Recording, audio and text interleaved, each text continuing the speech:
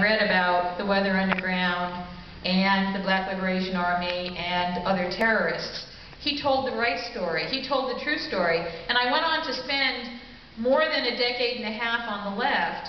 But in a strange sort of way, this story stayed with me. I always had contempt for these people, and I owe that to people like Larry, who were actually telling the truth back then. But even then, the truth was being rewritten as propaganda, and now that propaganda is taught in the schools. So in 2011, I think it was, I met Larry up in Washington. We were both working for Cliff Kincaid, who runs America's Survival and is the editor, I think, at Accuracy in Media. And he brought me and Larry and Trevor Loudon and Brandon Darby up to do a conference on leftist extremists. And when I met him, after we talked for a little while, I realized that he was the person who'd written this book. And I'd really forgotten about the book. So it was very exciting for me. So Larry and I have worked for a couple of months now to get it reissued. And we've got a new introduction in it, but it is actually the book that was published in 1976. And it's a very interesting story because it almost reads like a novel. It's Larry's story, and I'm going to let him tell it. So here is Larry Grathwohl.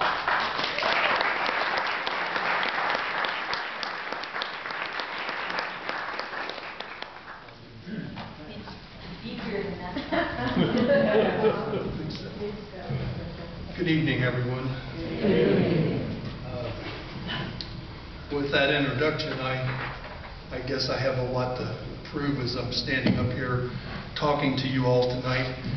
Before I go back to the time that I first encountered the Weathermen, I want to remind you that during the 2008 presidential campaign, our friend Obama was asked several times about his relationship with Bill Ayers. He made it quite clear that he hardly knew Bill Ayers, that Bill was really just some guy hanging out in the neighborhood, and that he hardly knew him.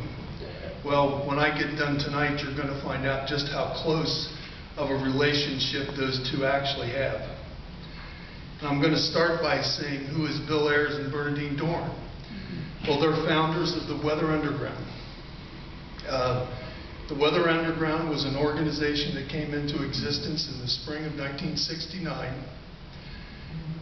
They were the violent part of the SDS. They planned to attack the city of Chicago in October of 1969, and it was during the summer of 1969 that I first encountered them. I was a student at the University of Cincinnati, and they approached me and asked me if I wanted to join their ranks and go to Chicago and get the pigs, the police. Well,